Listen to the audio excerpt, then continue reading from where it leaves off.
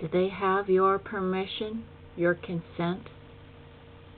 It's not the great work, it's the great game. The difference is that in a game you have rules and referees.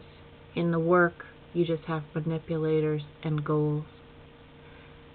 When the toilet seats don't get put down, then many people fall into the toilet.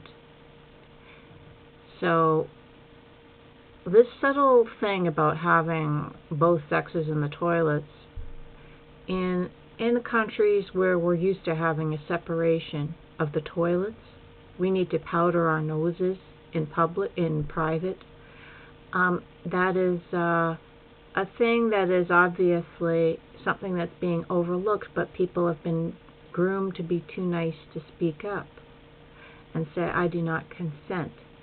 Just like when people, you notice when people say something crazy, the plants are there to have a straight face. You got the straight faces so that when someone says, we will all have self-driving cars, all the scalped people in there are just going to clap politely, while we all have to just put up with it.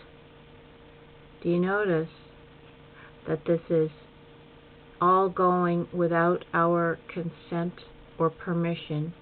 Granted, we don't loudly do not consent, but they have already done a very unfair thing by taking over the ability to communicate. So it is unrighteous behavior. It's not following the rules of universal law. So no matter how much you scream, no one's listening. Do not continue to allow this within your own little world. Watch out for things that are done or implicit that your permission is not needed. In everything, your consent and permission is basically your worship of God, the Most High God, because His example is everything you do is by choice, your choice.